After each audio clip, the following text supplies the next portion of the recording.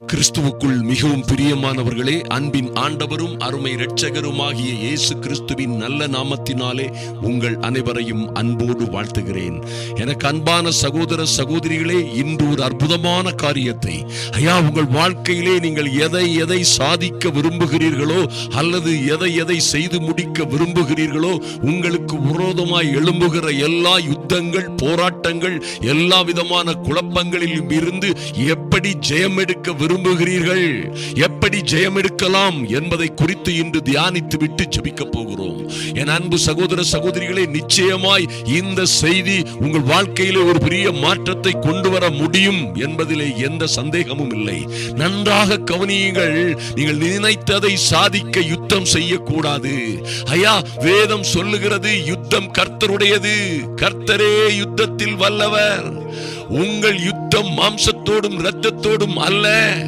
உங்களுடைய யுத்தம் மாம்சத்தோடும் இரத்தத்தோடும் அல்ல. சக மனிதர்களோடு யுத்தம் பண்ணுகிற ஒரு பொறுப்பை கர்த்தர் உங்களுக்கு கொடுக்கவில்லை. நீங்கள் நின்று கொண்டு, என் அன்பு சகோதர சகோதரிகளே, உங்களை சுற்றிலும் 1000 பிரச்சனைகள் இருக்கலாம். எத்தனையோ குழப்பங்கள், ஆபத்துகள் அல்லது துன்பங்களும் உபத்திரவங்களும் உங்களுக்கு விரோதமாய் பல்வேறு வகைகளிலே யுத்தம் செய்து கொண்டிருக்கலாம்.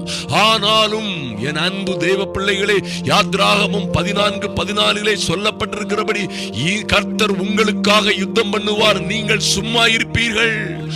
வெகு திரளான ராணுவங்கள் வந்த போதெல்லாம் கூட பல்வேறு ஜாதிகளும் ஜனக்கூட்டங்களும் பல்வேறு ராஜாக்களுமாய் ஒன்று சேர்ந்து தேவ பிள்ளைகளுக்கு எதிராய் நின்று கொக்கரித்த போதும் கூட கர்த்தருடைய வார்த்தை சொல்லுகிறது, இந்த யுத்தம் உங்களுடையதல்ல, நீங்கள் சும்மா இருப்பீர்கள், கர்த்தர் உங்களுக்காக யுத்தம் பண்ணுவார். கர்த்தரே சொல்லுகிறார், நீங்கள் அமர்ந்திருந்து, என் அன்பு பிள்ளைகளே, நீங்கள் அமர்ந்திருந்து நானே தேவன் என்று அறிந்து கொள்ளுங்கள்.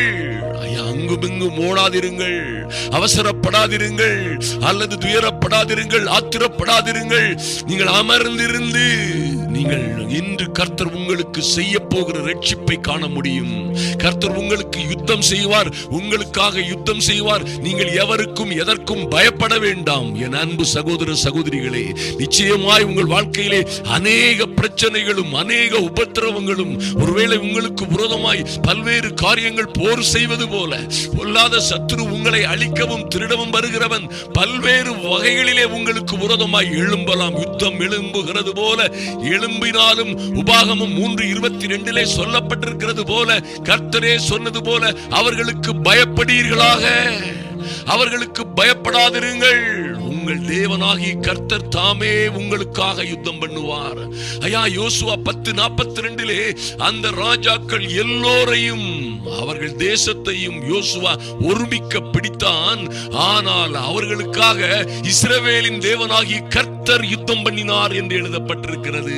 என் அன்பு தேவ பிள்ளைகளே, நீங்கள் எந்த சூழ்நிலையிலும் யாருக்கும் எதற்கும் பயப்படாதிருங்கள், பயப்படாதிருங்கள். நீங்கள் நின்று கொண்டு இருக்க வேண்டிய நிலையிலே நின்று கொண்டு கர்த்தர் உங்களுக்கு செய்ய போகிற ரட்சிப்பை, விடுதலையை, குடும்பத்திலே செய்ய போகிற மாற்றங்களை காண்பீர்கள். என் அன்பு சகோதர சகோதரிகளே, நிச்சயமாய் எந்த சூழ்நிலையிலும் பயப்படாதிருங்கள். அந்த தேசத்து ராஜாக்களை எல்லாம் யோசுவா ஒருமிக்க பிடித்தான் என்று எழுதப்பட்ட அதே வசனத்திலே சொல்லப்பட்டிருக்கிறது, இஸ்ரவேலின் தேவனாகிய கர்த்தர் இஸ்ரவேலுக்காக யுத்தம் பண்ணினார்.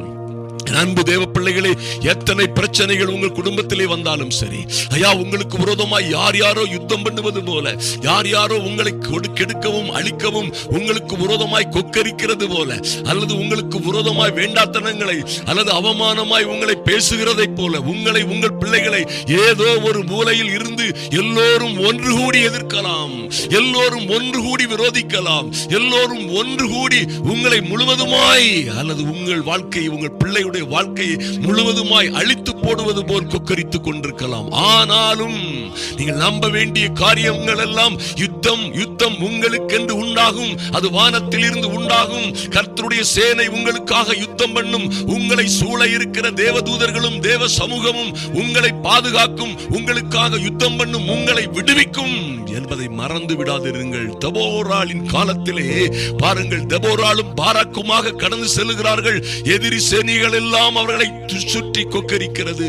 900 இருப்பு இருப்பு ரதங்களோடு சிரசாவும் யாபீன் என்கிற ராஜாவின் தளபதியும் ஆகிய இவர்கள் கடந்து வருகிற பொழுது மகா பெரிய சேனையாய் வந்து கொண்டிருக்கிறார்கள். அந்த காலத்தில் 900 இருப்பு ரதங்கள் என்பது சாதாரணப்பட்டதல்ல என் அன்பு தேவ பிள்ளைகளே. ஆனால் நடந்தது என்ன? நியாயாதிபதிகள் 5:20 சொல்லப்பட்டிருக்கிறது, வானத்தில் இருந்து யுத்தம் உண்டாயிற்று. மைட்டி காட், என் அன்பு சகோதர சகோதரிகளே, உங்கள் பிள்ளைகளுக்காக எங்கோ ஆதரவில்லாது இருக்கிறது போல இருக்கிற உங்கள் மகனுக்காக, யார் உதவியும் இல்லாது இருக்கிற உங்கள் பிள்ளைக்காக, யார் சகாயமும் இல்லாதபடி, ஐயா எந்த பலமும் எந்த ஆதரவும் இல்லாதபடி, சிறியவனைப் போல சின்னவனைப் போல அற்பமாய் எண்ணப்பட்டவர்களைப் போல என் பிள்ளைகள் எங்கோ அகப்பட்டிருக்கிறார்கள் என்று சொல்லுகிறீர்களே, உங்கள் பிள்ளைகளுக்காக வானத்திலிருந்து யுத்தம் உண்டாகும்.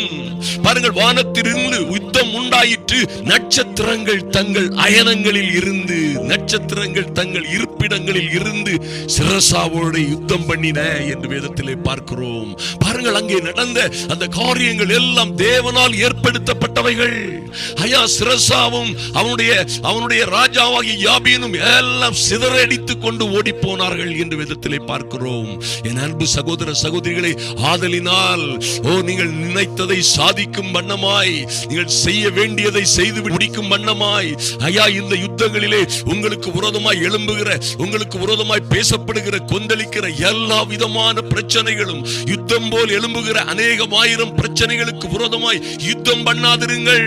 நின்று கொண்டு பேசுங்கள் கர்த்தருடைய வார்த்தையை. ஆமென். நன்றி செலுத்துகிறோம் ராஜா. ஓ லார்ட், 2 நாளாகமம் 20:15 இப்படியாக சொல்லப்பட்டிருக்கிறது.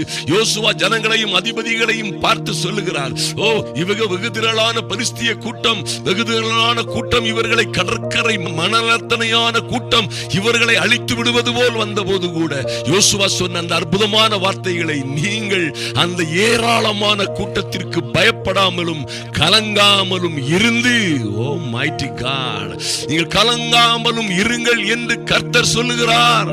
ஏனென்றால் இந்த யுத்தம் உங்களுடையதல்ல, தேவனுடையது. யோசுவா எப்படி அதை திருப்புகிறார் பாருங்க. அருமையான தேவ பிள்ளைகளே, எத்தனை விசுவாசமான ஒரு அறிக்கை. ஆஹா, இவர்கள் ஸ்துதி செய்ய தொடங்கினார்கள், இவர்கள் பாடத் தொடங்கினார்கள், வாயால் பேச தொடங்கினார்கள், வாயால் ஆர்ப்பரிக்க தொடங்கினார்கள். எதிரிகள் தங்களுக்குள்ளே வெட்டுண்டு ஓடி போனார்கள் என்று வேதத்திலே பார்க்கிறோம். என் அன்பு சகோதர சகோதரிகளே, உங்கள் யுத்தம் இரத்தத்தோடும் மாம்சத்தோடும் அல்ல, சக மனிதர்களோடு அல்ல. ஐயா, என் குடும்பத்தில் என்னுடைய வீட்டார், என்னுடைய குடும்பத்தார், இவர்கள் எல்லாம் எனக்கு விரோதமாய் இருக்கிறார்கள், என்ன செய்வதென்றே தெரியவில்லை. ஜெபியுங்கள் அன்பு தேவ பிள்ளைகளை, நீங்கள் ஜெபியுங்கள். வார்த்தையால் கர்த்தருடைய வார்த்தையை அறிக்கையிட்டு ஜெபியுங்கள், அறிக்கையிட்டு ஜெபியுங்கள். நிச்சயமாய் நீங்கள் ஜெபிக்கும் பொழுது, எப்பொழுது யோசபாத்தும் யூதாவும் ஜெபித்தார்களோ, துதித்தார்களோ, எதிரிகள் எல்லாம் சிதறி ஓடினது போல எசேக்கியாவும் அவனுடைய சேனையும் யூதாவுமாக நின்று உபவாசித்து ஜெபித்த பொழுது அவர்களால் தேவனால் அனுப்பப்பட்ட அற்புதமான ஒரே தூதன் அசீரியரின் பாளையத்திலே 185,000 பேரை சங்கரித்து போட்டது போல, என் அன்பு தேவ பிள்ளைகளே, தேவ சமூகத்திலே ஜெபியுங்கள். காத்திருந்து தேவ சமூகத்திலே ஜெபியுங்கள். கர்த்தருடைய வார்த்தையை பேசுங்கள். ஆவியின் பட்டயமாகிய தேவ வசனத்தை வாயினால் பேசுங்கள், அறிக்கையிடுங்கள்.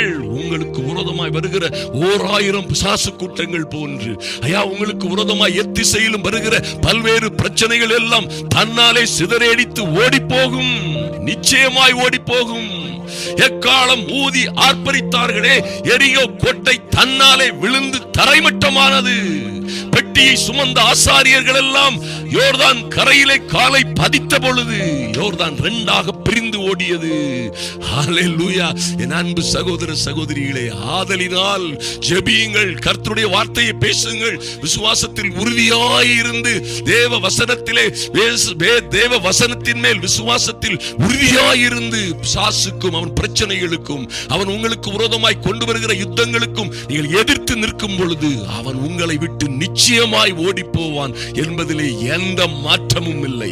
இந்த அத்திமரம், ஐயா, இந்த குடும்பத்திலே, என் வாழ்க்கையிலே அல்லது என்னுடைய சூழ்நிலையிலே எனக்குள்ளே ஏற்பட்ட இந்த காட்டத்தி மரத்தை எப்படி பிடுங்கி போடுவது? என் குடும்பத்தில் இப்படி ஒரு காட்டத்தி மரம் போல் ஒருத்தி முளைத்து விட்டாளே, அல்லது ஒரு பிரச்சனை முளைத்திருக்கிறதே, ஒரு காரியம் எழும்பி இருக்கிறதே, இதை எப்படி பிடுங்குவது? உங்கள் பலத்தினாலும் அல்ல, பலாத்கிரமத்தினாலும் அல்ல, என் அன்பு சகோதரியே, தேவனுடைய ஆவியினாலே ஆகும். அல்லேலூயா. இந்த அத்தி மரத்தை பார்த்து பேசுங்கள் தேவனுடைய வார்த்தையை. இவ்விடம் விட்டு இந்த பிரச்சனை, இந்த மனிதன் அல்லது இந்த குழப்புகிற ஆள் இந்த இடத்தை விட்டு மாறி போகட்டும்.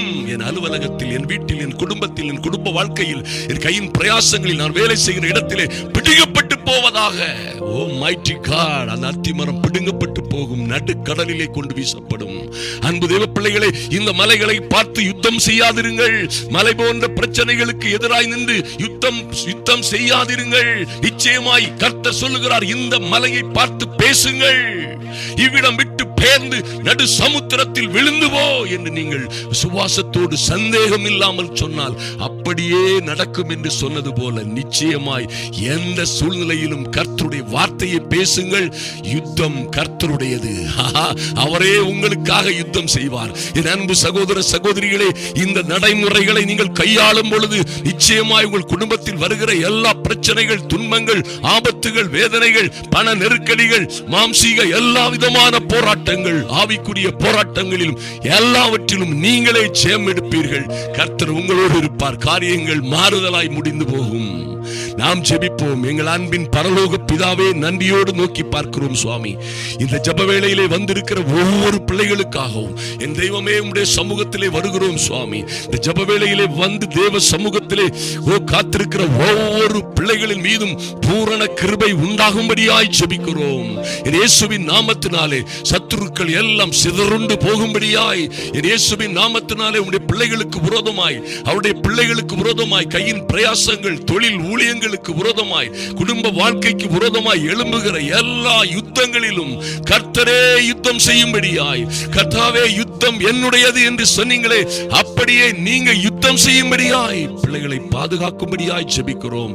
எந்த சூழ்நிலையிலும் எங்கும் இவர்கள் சிக்கல் சிரமங்களில் அகப்பட்டுக் கொள்ளாதபடி இயேசுவின் நாமத்தினாலே எல்லா விதமான உபத்திரவங்கள், துன்பங்கள், எல்லா விதமான போராட்டங்கள், யுத்தங்களிலும் இருந்து உம்முடைய பிள்ளைகளை நீர் அப்படியாய் விடுவிப்பதற்காக நீரே கற்றுக் கொடுத்த நல்ல காரியங்களுக்காக நன்றி செலுத்துகிறோம் சுவாமி. நன்றியோடு உம்மை துதிக்கிறோம் ராஜா, நன்றியோடு உம்மை துதிக்கிறோம் அப்பா.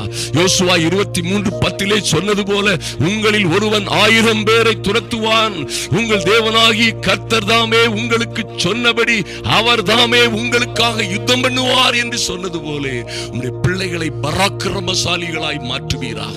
எத்தனையோ ஆயிரம் பிரச்சனைகளுக்கு மத்தியிலே இவர்கள் விசுவாசத்தில் உறுதியாய் இருந்து ஜெயம் எடுக்கும்படியாய் ஒரு தேவ கிருபையும் சமாதானமும் என் அன்பு சகோதர சகோதரிகளையும் அவருடைய பிள்ளைகளையும் சூழ்ந்து கொள்ளட்டும், பாதுகாக்கட்டும்.